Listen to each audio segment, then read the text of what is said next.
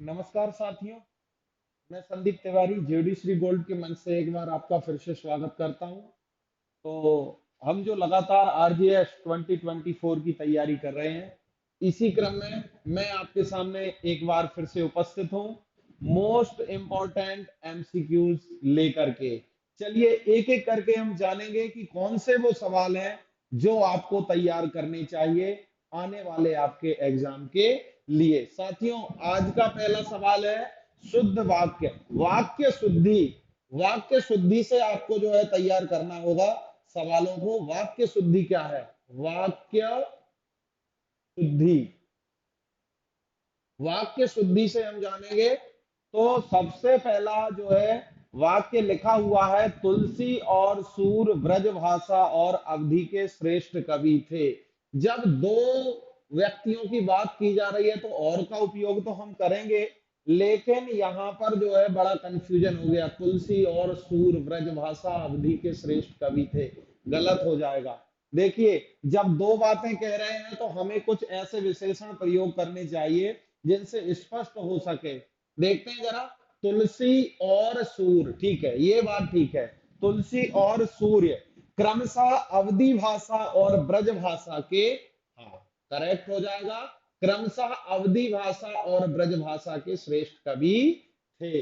Next देखते हैं, सूर्य ब्रज भाषा और तुलसी अवधि के श्रेष्ठ कवि थे। ऐसा नहीं होगा, तुलसी अवधि के श्रेष्ठ कवि थे और सूर्य ब्रजभाषा के श्रेष्ठ कवि थे। ये वाक्य तो ठीक है, लेकिन अगर हम व्याकरण दृष्टि से देखेंगे तो इस और का प्रयोग यहाँ पर नहीं होगा। तो ये जो प्रश्न है, इस प्रश्न में आपका जो सही आंसर होगा वो होगा आपका बी। बी इसका सही आंसर होगा। तुलसी और सूर क्रमशः अवधि भाषा और ब्रजभाषा के श्रेष्ठ कवि थे। कैसे कवि थे साथियों? श्रेष्ठ कवि थे। तुलसीदास की रचना आप जानते हो, तुलसीदास ने राम चरित मानस लिखा है। क्या लिखा है? रामचरित मानस।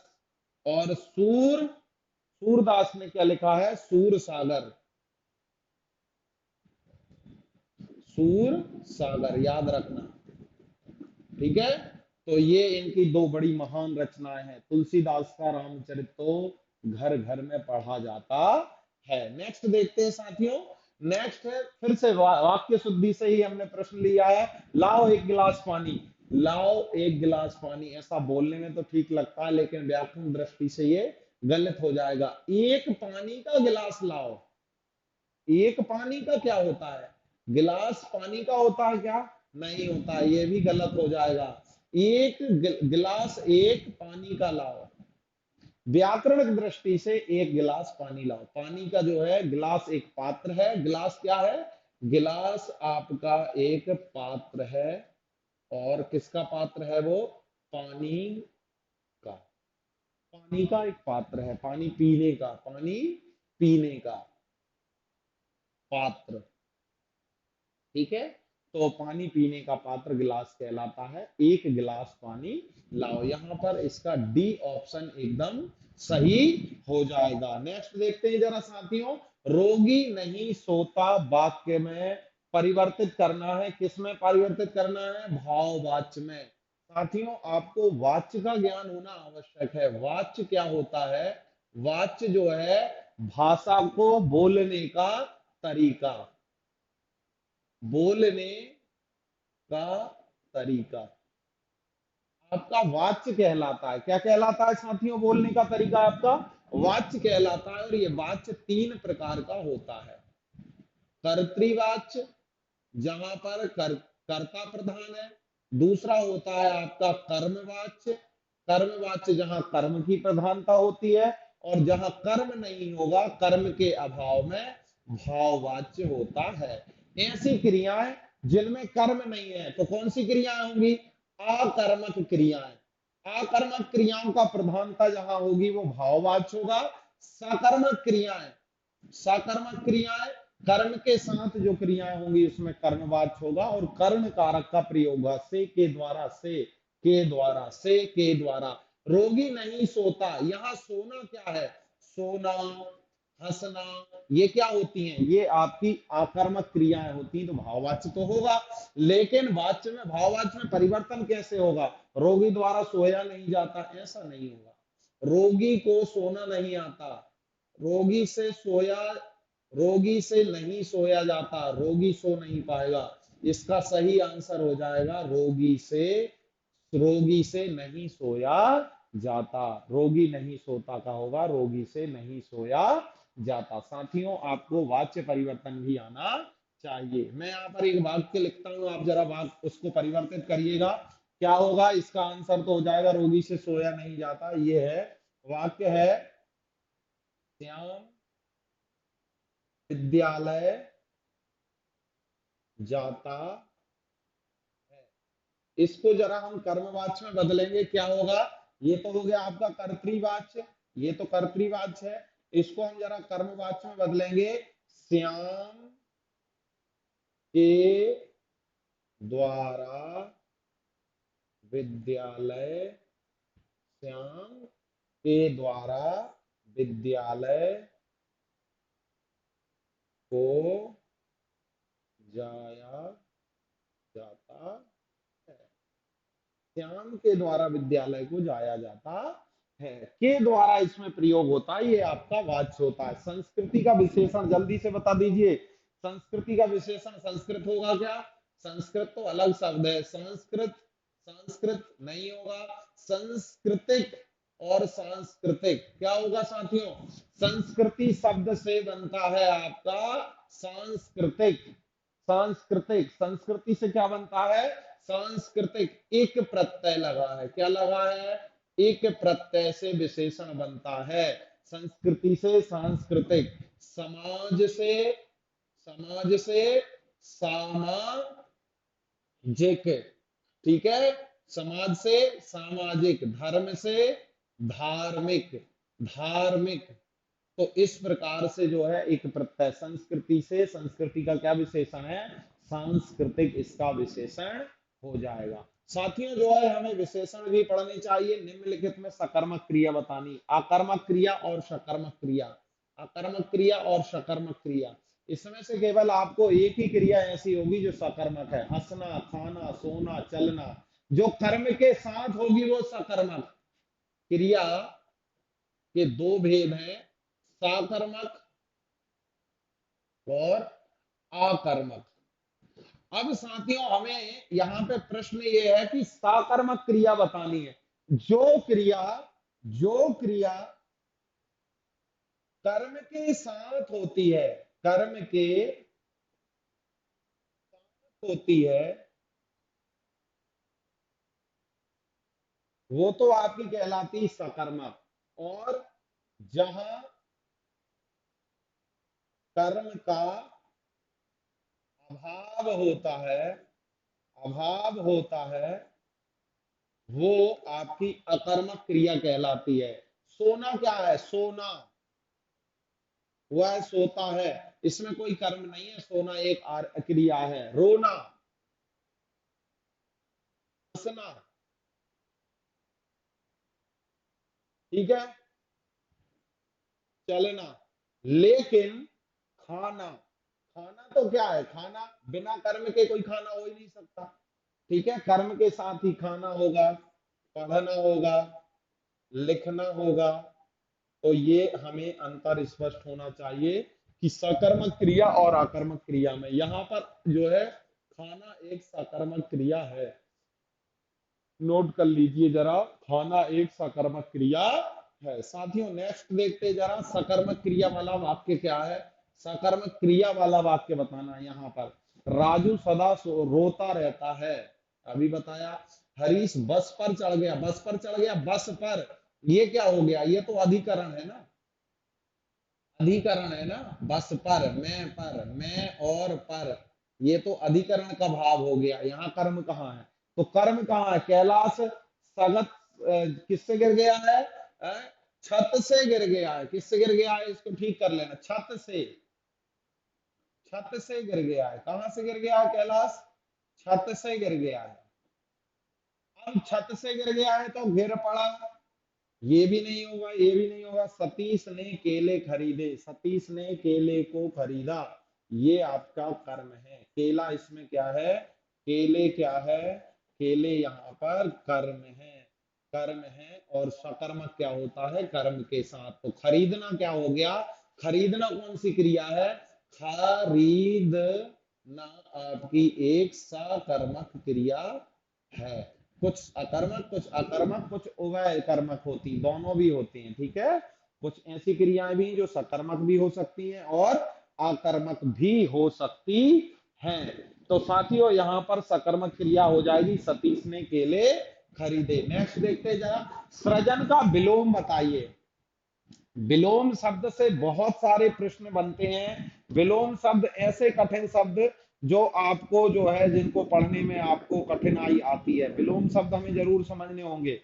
विलोम बताइए जरा, सृजन का विलोम क्या होगा, अपोजिट वर्ड बताना। सृजन मतलब निर्माण, सृजन मतलब होता है, सबसे पहले अर्थ आना चाहिए, सृजन होता है बनाना। तो सीधी सी बात है, जो बनाएगा उसका अपोजिट क्या होगा, मिटाना होगा ना, बनाना और मिटाना। तो सृजन का क्या होगा, ये हो जाएगा आपका संहार।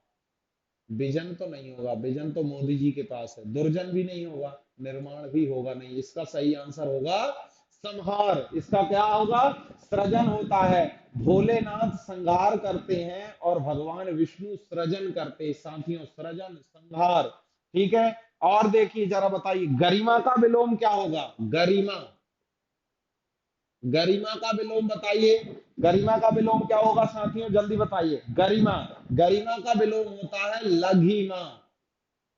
नोट कर लेना जरा, गरिमा का क्या होता है, लघिमा। आरोही का क्या होता है, आरोही, नाम तो सुना ही होगा, आरोही। अवरोही, चढ़ने वाला उतरने वाला, आरोही अवरोही। सजीव का क्या होगा, सजीव निर्जीव,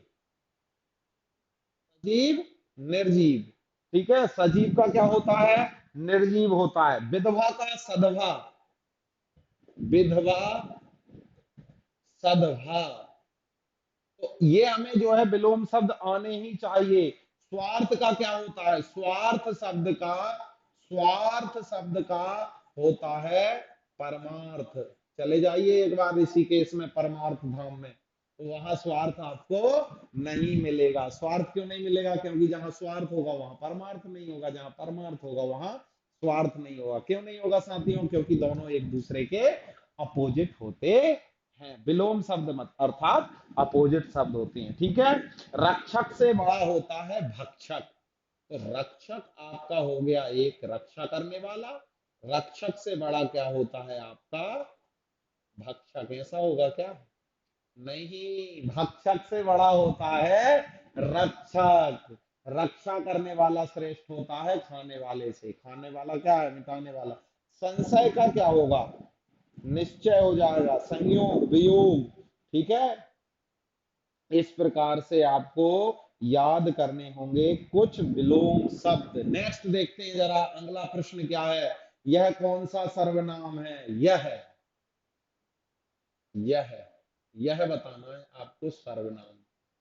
सर्वनाम के मैंने आपको पिछली कक्षा में, पिछली जो है वीडियो में मैंने आपको 6 भेद बताए। कितने, सर्वनाम के 6 भेद बताए। अब बताइए जरा आपकी, यह कौन सा होगा, यह सर्वनाम कौन सा होगा, निजवाचक होगा क्या है? अपना पराया होता है निजवाचक तो। निश्चयवाचक नहीं, संबंधवाचक ये भी नहीं होगा, ये भी नहीं होगा। पुरुषवाचक हो जाएगा। पुरुषवाचक का मैं आपको यहाँ थोड़ा सा डिटेल बता देता हूं। पुरुषवाचक सर्वनाम 3 प्रकार के होते हैं। पहला आपका होता है प्रथम पुरुष, पहला आपका क्या होता है, प्रथम पुरुष। दूसरा आपका होता है मध्यम पुरुष, मध्यम पुरुष। और तीसरा आपका होता है उत्तम पुरुष। तो साथियों ये होते हैं आपके 3 प्रकार के पुरुषवाचक। उत्तम पुरुष में आएगा मैं, और इसका बहुवचन आएगा हम, इसमें आएगा आप, तुम, ठीक है। और इसमें आएगा यह, वह, वे ये, तो ये आपका आंसर यहीं से बनता है साथियों। कौन सा है? पुरुषवाचक सर्वनाम है। कौन सा वाचक है? पुरुषवाचक सर्वनाम होगा यहाँ पर यह है। लेकिन कभी कभी वो निजवाचक भी होता है, कैसे होता है उसकी भी एक विधि है। आप सर्वनाम को जरूर ध्यान से और समझदारी से पढ़िएगा। केला किस तत्सम का तद्भव है? तत्सम तद्भव आपको बताना है। केला क्या है? एक फल है, ठीक है, लेकिन यहाँ तत्सम पूछा गया है, उसका अर्थ नहीं पूछा गया है।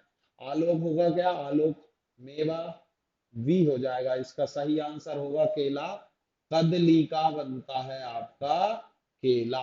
केला कहाँ बनता है आपका? कदली से केला बनता है साथियों। कदली से क्या बनता है साथियों? केला शब्द बनता है। निम्नलिखित में कौन सा शब्द विदेशी है? विदेशी शब्द, ये प्रश्न पूछा गया है। प्रश्न पूछा गया है, कई बार पूछा गया है कि विदेशी शब्द भी हमें ऐसे शब्द पूछे जाते। स्त्री, नारी, महिला, औरत। स्त्री, स्त्री, नारी, महिला और चौथा है औरत। अब ये तो चारों चारों ही पर्यायवाची हैं, तो इसमें विदेशी कौन सा है? इसमें विदेशी आखिरी वाला शब्द हो जाएगा आपका ऑप्शन नंबर 4 धा। औरत शब्द विदेशी भाषा का शब्द है। औरत जो है एक फारसी और अरबी फारसी भाषा का शब्द है। कौन सा है? औरत शब्द। स्त्री, नारी, महिला ये आपके देसी भाषा है, आपकी हिंदी भाषा के ही शब्द, चारों हिंदी भाषा के ही शब्द हैं। लेकिन इनमें से देशज और विदेशज में अंतर पूछा है, विदेशी शब्द पूछा है, इनमें से कौन सा है? इसका आंसर हो जाएगा औरत, आपका विदेशी भाषा का शब्द है। नेक्स्ट देखते हैं, किस शब्द में शुद्ध वर्तनी है? आपसे पूछा गया है पांडव का नाम। कौन सा पांडव? 5 पांडवों में से सबसे बड़े, ज्येष्ठ। ज्येष्ठ मतलब बड़ा, बड़ा पांडव है युधिष्ठिर। अब आप कहेंगे युधिष्ठर क्या है? युधिष्ठर, थर, थिर, थीर क्या होगा? इसका सही आंसर बताइए साथियों। इसका सही आंसर क्या होगा दोस्तों? बताइए। इस प्रश्न का सही आंसर होगा ऑप्शन नंबर सी, युधि प्लस युधिष्ठिर। युधिष्ठिर, युधिष्ठिर, युधिष्ठिर। इसका सही आंसर हो जाएगा ऑप्शन नंबर सी। वर्तनी को लेकर की भी प्रश्न आएंगे, एक एक करके हम देख रहे हैं किस शुद्ध वर्तनी है। सूर्पणखा से, अब देखिए, अब पांडवों के बाद रामायण की थोड़ी सी चर्चा की गई है। क्या चर्चा की गई है? सूर्पणखा का आपको जो है क्या बताना है? शुद्ध वर्तनी बतानी है। सूर्प, सुप्रनखा, पहला तो नहीं होगा, ठीक है। सूर्प, सुरप, शूर्पणखा। शूर्पणखा कौन थी ये? ये पहले जो है ये रावण की बहन थी। शूर्पणखा, पहले कहते हैं इसको चंद्रनखा कहते थे, चंद्रनखा कहा, और फिर इसकी जब नाक को काट दिया तो शूर्पणखा हो गई है। क्या हो गई? शूर्पणखा हो गई। तो शूर्पणखा शुद्ध वर्तनी होगी आपकी ऑप्शन नंबर 4। नेक्स्ट क्वेश्चन देखते हैं जरा। जिसे पार करना कठिन हो, क्या होगा? जिसे पार करना कठिन हो। हाँ, कोई अब कठिन आ गया है तो सुगम तो होगा नहीं। निगम, नगर निगम की बात तो यहाँ पर हो नहीं रही है। निगम शब्द वैसे नगर निगम नहीं है। आगम निगम, याद रख लेना। आगम कहा गया है वेद को, और निगम कहा गया है पुराण को। तो वेद पुराण को आगम निगम कहा गया है, तो निगम और आगम ये दोनों नहीं होंगे, सुगम होगा नहीं। तो जिसे पार करना कठिन हो, इसका सही आंसर होगा दुर्गम। हमारे वीर सैनिक ऐसी पहाड़ियों पर रहते हैं, दुर्गम पहाड़ियों पर, जिन्हें पार करना कठिन हो, दुर्गम। दुर्गम इसका सही आंसर हो जाएगा साथियों। आप जो है ज्यूडिशरी गोल्ड से जुड़ करके और बेहतरीन तैयारी कर सकते हैं। आप राजस्थान ज्यूडिशरी सर्विस का जो एग्जाम आने वाला है, इसको लेकर के हम लोग जो है तैयारी करा रहे हैं। अभी एक रामबाण करके जो है प्रोग्राम लॉन्च हुआ है। आप जो है जयपुर कैंपस में रामबाण ज्यूडिशरी सर्विस का जो है स्पेशल बैच शुरू होने जा रहा है, तो आप उससे जुड़ सकते हैं। नेक्स्ट देखते हैं जरा, आकाश के तारे तोड़ना। आकाश के तारे तोड़ना मुहावरे का अर्थ बताइए जरा। आकाश के तारे तोड़ना क्या है? बहुत घमंड करना? नहीं। कठिन काम के लिए उकसाना, अत्यधिक प्रशंसा करना, असंभव सा कार्य कर देना। हमारे देश में ऐसे कार्य होते रहते हैं। असंभव सा कार्य कर देना क्या? असंभव सा कार्य कर देना, आकाश से तारे तोड़ने जैसी व्यवस्था हो जाती है कि ऐसा कार्य जिसके काम की करने की संभावना बहुत कम है, लेकिन वो काम भी पूरा हो जाता है। जैसे हमारे यहाँ चंद्रयान 3, चंद्रयान 3 ने दक्षिणी ध्रुव पे दक्षिणी ध्रुव पर अपने आप को क्या उतार दिया। अब जो दक्षिणी ध्रुव पे चंद्रयान गया, ये तो आकाश में तारे तोड़ने जैसी बात हो गई। असंभव साकार, दुनिया का कोई देश वहां नहीं पहुंच पाया जहां पर भारत पहुंच गया। तो असंभव साकार कर लेना आपका क्या कहलाता है? आकाश के तारे तोड़ने जैसा होता। नेक्स्ट देखते इनमें से संप्रदान कारक क्या है। ये तो आपको रट लेना, ये यहां से तो प्रश्न बनते हैं। कई बार मैंने आपको पहले ही बताया, कर्ता ने कर्म को कर्ण से के द्वारा संप्रदान के लिए अपादान से अलग संबंध का के की और अधिकरण में और पर। ये आप जरूर रट लीजिए। अगर हिंदी की ग्रामर की आप आरजेएस की तैयारी कर रहे हैं, एक प्रश्न यहां से जरूर बनेगा। जैसे भी बने आपको इसकी तैयारी जरूर करनी है। कर्ता ने कर्म को कर्ण से संप्रदान के लिए अपादान से अलग संबंध काके की अधिकरण में पेपर। यहाँ पूछा गया संप्रदान कारक क्या है? संप्रदान कारक ऑप्शन नंबर बी के लिए इसका आंसर होगा। ये आंसर एकदम सही हो जाएगा, संप्रदान के लिए। नेक्स्ट देखते हैं, दिए गए विकल्पों में गंगा का पर्यायवाची बताइए। पवित्र नदी है गंगा, गंगा का पर्यायवाची, नदियों का पर्यायवाची, ये तो पूछा ही जाएगा। देव प्रिया, हंसजा, पृथ्वी, सुर सरिता, इसका सही आंसर हो जाएगा आपका सुर सरिता। गंगा का पर्यायवाची क्या होगा? सुर सरिता होगा। चलिए मैं कुछ और भी पर्यायवाची पूछता हूं, जरा बताइए। पिनाक का पर्यायवाची बताइए क्या है? पिनाक, पिनाक एक अस्त्र है। पिनाक का पर्यायवाची बताइए जरा क्या होगा? पिनाक क्या होता है? पुष्प होता है, बाण होता है, कोदंड। पिनाक का पर्यायवाची है कोदंड। नोट कर लेना जरा, पिनाक का पर्यायवाची क्या होता है? कोदंड होता है। मैंने आपसे एक बार और पूछा है, रात्रि का पर्यायवाची क्या है? रात्रि, प्रमदा रात्रि का पर्यायवाची होता है। ठीक है। पारिजात क्या है? पारिजात क्या है? कल्प वृक्ष को पारिजात का पर्यायवाची है आपका कल्प वृक्ष। कल्प वृक्ष पारिजात का पर्यायवाची होता है। पर्यायवाची शब्दों को भी आपको साथियों पढ़ना होगा। विलोम शब्द और पर्यायवाची शब्द, वाक्यांश के लिए एक शब्द, श्रुत भिन्नार्थक शब्द, ये आपको जो है आपके सिलेबस से जुड़े हुए निम्न विकल्प है। स्थावर का विलोम शब्द वह है जो है छांटिए। दीवान, मूर्ख, मंगल, जंगम। ऑप्शन नंबर सी इसका सही आंसर होगा। स्थावर, स्थावर और होता है जंगम। ये जीव, जीव के जो है जंगम, स्थावर प्राणी और जंगम प्राणी ऐसा कहा जाता है। ये जीव के ही दो प्रकार होते हैं, स्थावर और जंगम। अपोजिट वर्ड यहाँ पर पूछा है। ठीक है, अपोजिट वर्ड पूछा है आपको। स्थावर का क्या पूछा है? जंगम पूछा है। कृत्रिम का क्या होता है? कृत्रिम, कृत्रिम एआई आपकी कृत्रिम है तो क्या हो जाएगा?